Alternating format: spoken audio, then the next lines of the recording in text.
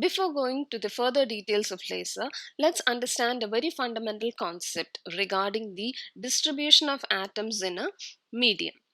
So here let's define the term population, which is quite different from the normal meaning of that word. Here population is the number of atoms per unit volume that occupy a given energy level. So let's consider here a particular medium that has atoms which is characterized by two energy levels only.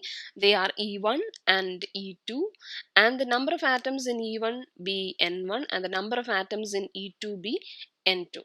Now at thermal equilibrium, population of the energy level is obtained from the Boltzmann law, which says N is equal to A e raised to minus E by kT, where E is the energy of that level, K is the Boltzmann constant, and T is the temperature of the medium. Here K, Boltzmann constant, has the value 1.38 into 10 power minus 23 joule per Kelvin and 8.67 into 10 power minus 5 electron volt per Kelvin. So applying this equation to our system, we can write N1 as A e raised to minus E1 by kT and N2 as A e raised to minus E2 by kT. Therefore, we can find the relative population N2 by N1.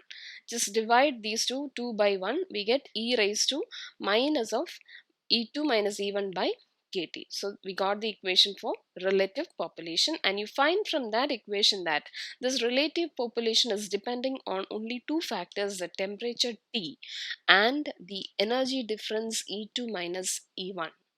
So we can conclude here that if N2 is to be greater than N1, then either the temperature should be extremely high or the energy levels should be extremely close.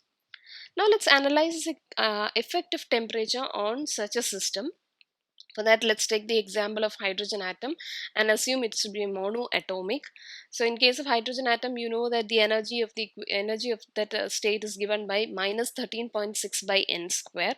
So we write E1 as minus 13.6 electron volt, E2 as minus 3.39 electron volt.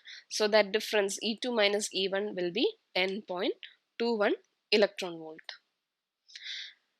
So we analyze the same situation at room temperature, that is T equal to 300 Kelvin. You work out what is kT, use the equation, use the value of K in electron volt, and we get it as 0.025 electron volt. So N2 by N1, if you work out, you get it as almost 0, which indicates N2 is going to be 0 or absolutely no atoms are in the second or the higher state. So this means that at room temperature all atoms are in the ground state. Now in the second case, if you are raising the temperature to say 6000 Kelvin and work out with the same equation, you find the answer to be 4 by 10 power 10.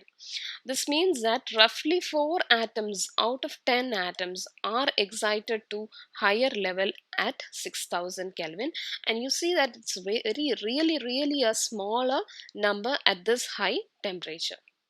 So we are talking about normal distribution here.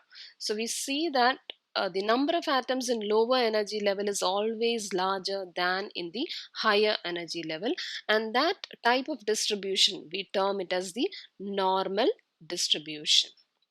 So let's see the limiting cases. When can this be equal, N2 equal to N1?